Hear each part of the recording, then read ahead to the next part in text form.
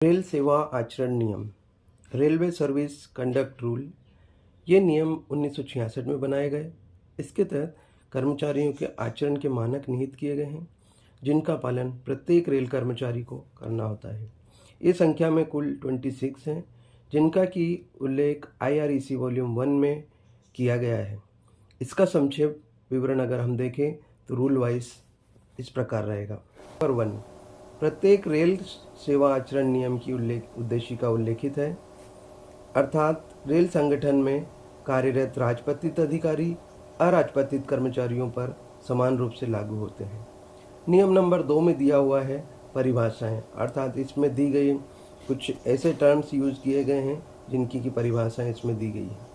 Rule number 3 में दिया हुआ है कि रूल नंबर 3 में सारे नियमों के बारे में बताया गया है। तो चलिए इसके तहत देख लेते हैं कि रूल नंबर 3 का A क्या बोलता है, 3 का 1 क्या बोलता है। प्रत्येक रेल कर्मचारी को हर समय, जो भी रेल कर्मचारी है उसे हर समय पूर्ण रूप से सत्यनिष्ठ रहेगा, अपने कार्य के प्रति सत्यनिष्ठ रहेगा। नंबर 2 दिया हुआ है कर्तव्य परायण रहेगा। नंबर 3 में दिया हुआ है ऐसा कोई कार्य नहीं करेगा जो कि एक रेल कर्मचारी या सरकारी कर्मचारी के लिए अशोभनीय हो। नंबर 4 में दिया हुआ है संविधान की सर्वोच्चता और लोकतांत्रिक मूल्यों के प्रति वचनबद्ध रहेगा। 5 में भारत की संप्रभुता, अखंडता, राष्ट्र और सार्वजनिक व्यवस्था, शिष्टता और नैतिकता की रक्षा करेगा एवं उसकी मर्यादा को बनाए रखेगा। 6 में दिया हुआ उच्च नैतिक मानकों और ईमानदारी को बनाए रखेगा।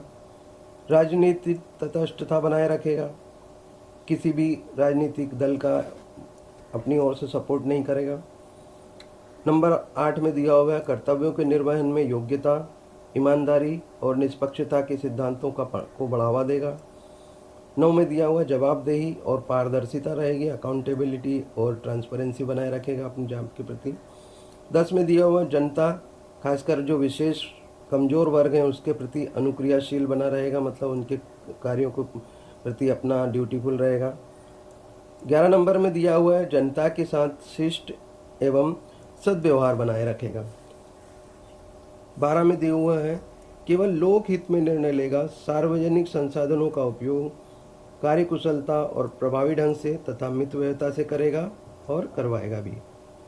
13 नंबर में दिया हुआ है अपने सार्वजनिक कर्तव्यों से जुड़े किसी निजी हित को प्रकट करेगा और किसी अंतर्विरोध का सामना करने के लिए ऐसे कदम उठाएगा जिससे कि लोकहित की रक्षा होती है।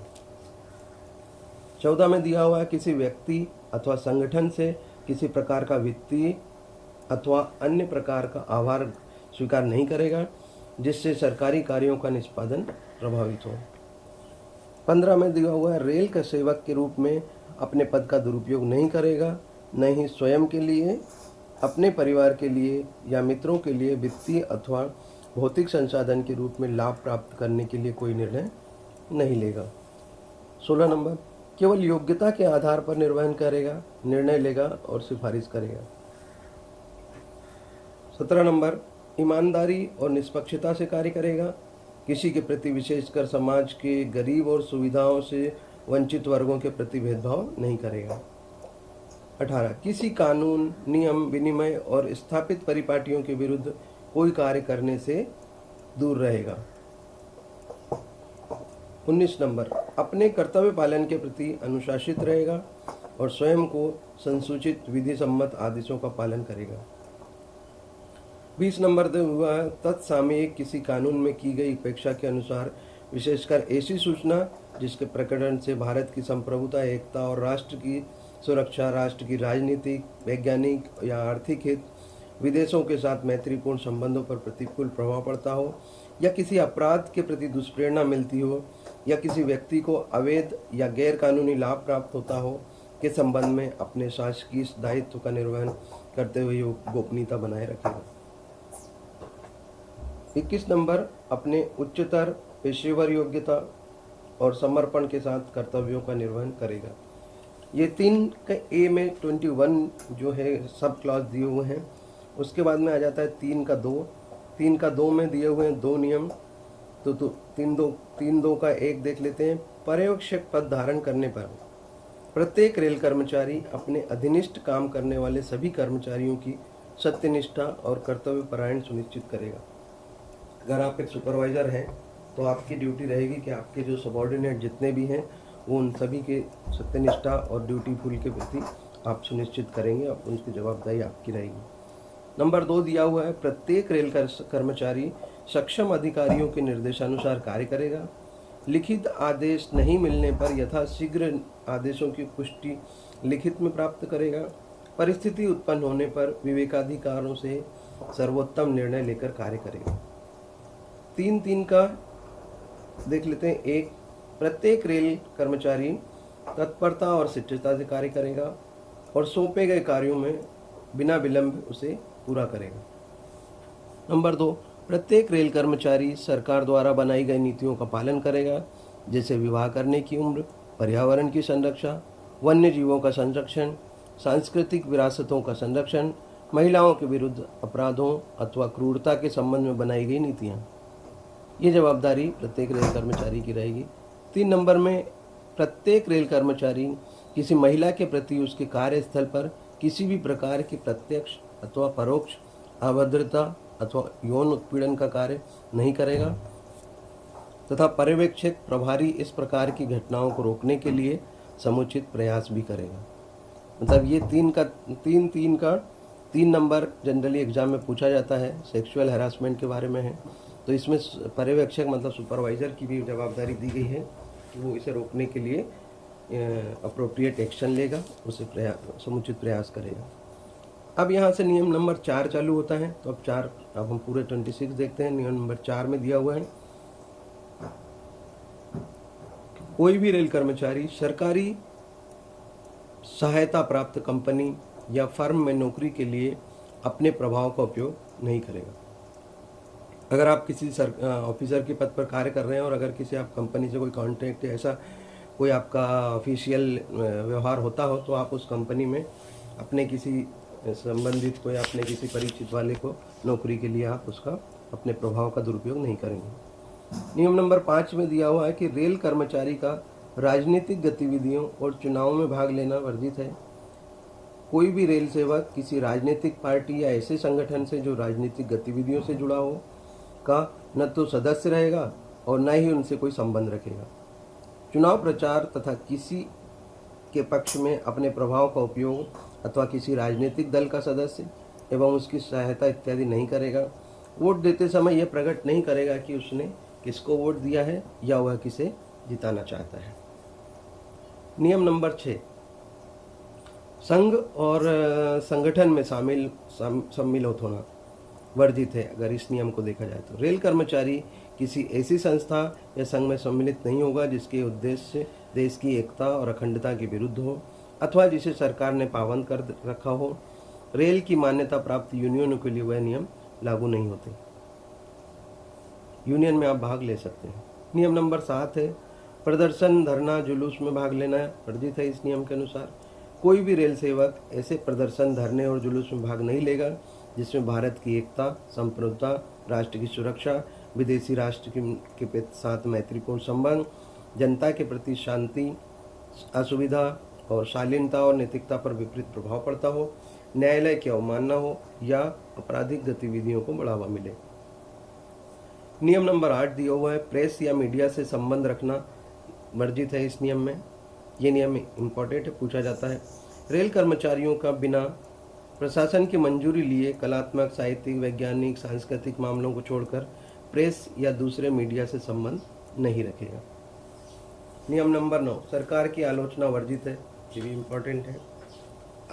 कोई भी रेल सेवक अपने नाम से या किसी अन्य व्यक्ति के नाम से किसी रेडियो, टीवी या किसी लेखन या प्रकाशन के माध्यम से सरकार की आलोचना नहीं करेगा और न ही किसी प्रेस या आम जनता के सामने ऐसा वक्तव्य देगा जो सरकार की नीतियों और कार्यशैली के विरुद्ध हो या उसका आलोचनात्मक रूप प्रस्तुत करता हो।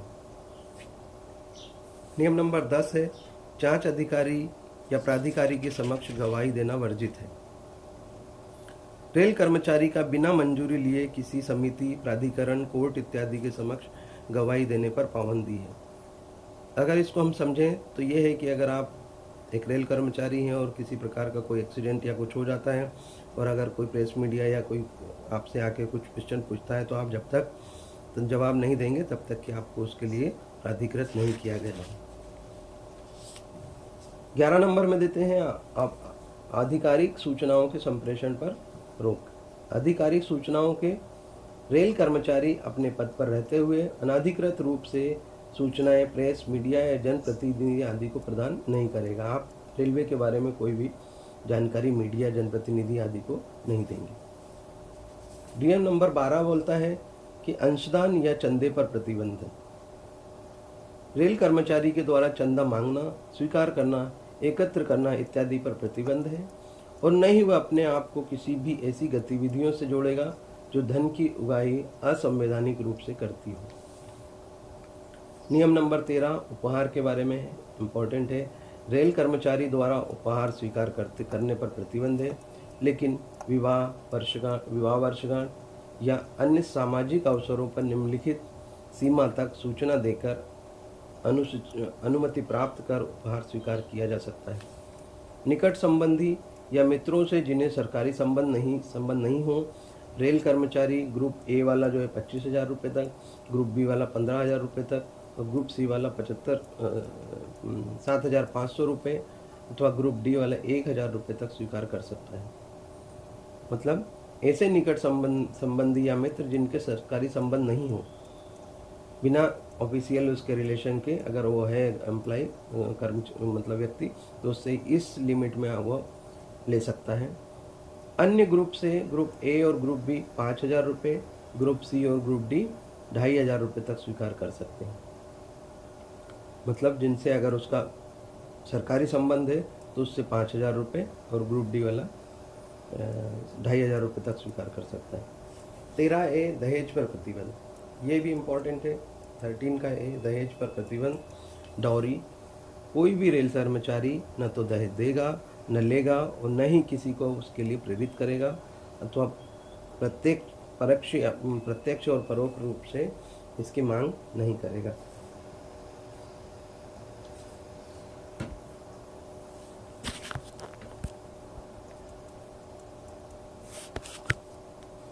नियम नंबर 14 रेल सेवक के सम्मान में प्रदर्शन पर रोक।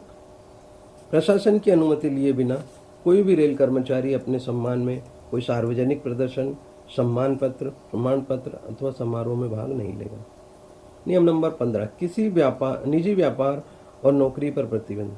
प्रशासन की अनुमति लिए बिना कोई भी रेल कर्मचारी प्रत्यक्ष या परोक्ष रूप से कोई व्यापार या कारोबार नहीं करेगा और न ही कोई अन्य नियुक्ति स्वीकार करेगा। 15A क्या बोलता है? 15A इम्पोर्टेंट है। जब कोई रेल कर्मचारी को कोई सरकारी आवास आवंटित किया गया हो और वह उस आवास में खुद न रहकर किसी और व्यक्ति को अगर किराए पर, पट्टे या गिरवी इत्यादि पर दे देता है तो उस कंडीशन में इस नियम का वायलेशन होता है और आवश्यकता होने पर समय पर उसे आवास खाली कर प्रशासन को सौंप देने के लिए निर्देश दिए जा सकते हैं। अनाधिकृत रूप से रेल आवास पर रोक नहीं रखेगा। नियम नंबर 16 दिया हुआ है निवेश, धन उधार लेने और देने पर प्रतिबंध। कोई भी रेल कर्मचारी पैसा उधार लेने देने का कार्य नहीं करेगा, न ही किसी व्यापार इत्यादि में पूंजी लगाएगा। यदि कोई कर्मचारी अपनी अतिरिक्त धनराशि निवेश जैसे शेयर या म्यूचुअल फंड इत्यादि करना चाहता है तो 6 माह के मूल वेतन तक की राशि के बारे में प्रशासन को सूचना दिया जाना अनिवार्य नहीं है। मतलब 6 महीने से अगर ज़्यादा का उसका मूल वेतन अगर उसने इन्वेस्ट किया है तो उसके बारे में सूचना देना जरूरी। नियम नंबर 17 दिवालियापन एवं आदतन कर्जदारी, बैंकक्रप्टनेस जो है उसके बारे में नियम नंबर 17 दिया। कोई भी रेल कर्मचारी जो दिवालिया अथवा ऋणग्रस्तता की स्थिति से में होने पर प्रशासन को सूचित करेगा। नियम नंबर 18 चल अचल संपत्ति के अर्जन की घोषणा करना, इम्पॉर्टेंट है। चल संपत्ति जिसमें कि मोटर कार, स्कूटर, साइकिल, सोना, गहना, शेयर, डिवेंचर इत्यादि आते हैं। वहीं अगर अचल संपत्ति देखा जाए तो प्लाट, फ्लैट, कृषि भूमि या मकान इत्यादि आते हैं। सभी राजपत्रित कर्मचारियों को प्रत्येक वर्ष जनवरी माह में संपत्ति का प्रॉपर्टी रिटर्न दिया जाना अनिवार्य है। जो भी राजपत्रित गजेटेड ऑफिसर्स हैं वो जनवरी माह में अपना प्रॉपर्टी का विवरण देंगे छठे वेतन आयोग के उपरांत ग्रेड पे 4600 या उससे अधिक ग्रेड पे में कार्यरत सभी पर्यवेक्षकों जो सुपरवाइजर पोस्ट पे काम करते हैं को भी वार्षिक आधार पर संपत्ति का ब्यौरा दिया जाना अनिवार्य है। कोई भी रेल सेवक कर्मचारी पूर्व जानकारी के बिना स्वयं या परिवार के किसी सदस्य के नाम से चल अथवा अचल संपत्ति को ना तो खरीद सकता है और ना ही बेच सकता है। चल अचल संपत्ति के सौदे से पूर्व 1 माह पहले प्रशासन को जानकारी देना और सौदा प्राप्त करने पर संबंधित दस्तावेज प्रस्तुत करना अनिवार्य है। यदि लेन देन चल या अचल संपत्ति का मूल्य रेल सेवक के 2 माह के मूल वेतन से अधिक हो और वह लेन देन या सौदा ऐसे व्यक्ति के साथ हो रहा हो जिससे उसका शासकीय व्यवहार हो, तो ऐसे मामलों में प्रशासन की अनुमति अनिवार्य है। मतलब अगर आप किसी ऐसे व्यक्ति से सौदा कर रहे हो जिससे कि आपका ऑफिशियल रिलेशन है, ऑफिशियल आपका संबंध है, तो उस कंडीशन में आपको अगर उस सौदे का 2 माह के मूल वेतन से अगर ज़्यादा है तो आपको प्रशासन से अनुमति लेनी पड़ेगी। कोई भी रेल सेवक वित्तीय वर्ष के दौरान 2 माह के मूल वेतन के बराबर यदि चल या अचल संपत्ति का अर्जन करता है, खरीदता है या बेचता है तो उसकी घोषणा नहीं की जाती है। मतलब 2 से अगर ज़्यादा रहेगा तो करना है, और मूल वेतन अधिक हो तो घोषणा करना अनिवार्य है। कोई भी रेल सेवक 6 माह के मूल वेतन तक शेयर में विनियोग कर सकता है, जिसके लिए प्रशासन को सूचित किया जाना अनिवार्य नहीं है। मतलब 6 माह से ज़्यादा अगर होता है तो करना है। 18 का ए में दिया हुआ है, विदेशों में चल अथवा अचल संपत्ति के अर्जन पर रोक। एग्जाम के लिए ये ऑब्जेक्टिव में पूछा जाता है। 18 ए में विदेशों में चल अथवा अचल संपत्ति के अर्जन पर रोक लगाई गई। नियम नंबर 19 में बोला गया है कि रेल सेवक के कार्यों एवं चरित्र के संबंध में प्रचार पर रोक। कोई भी रेल सेवक सरकार की पूर्वानुमति के बिना किसी राजकीय कृत्य के प्रतिशोध के लिए किसी न्यायालय प्रेस का सहारा नहीं लेगा जिसमें किसी की आलोचना या चरित्र हरण का मामला शामिल हो।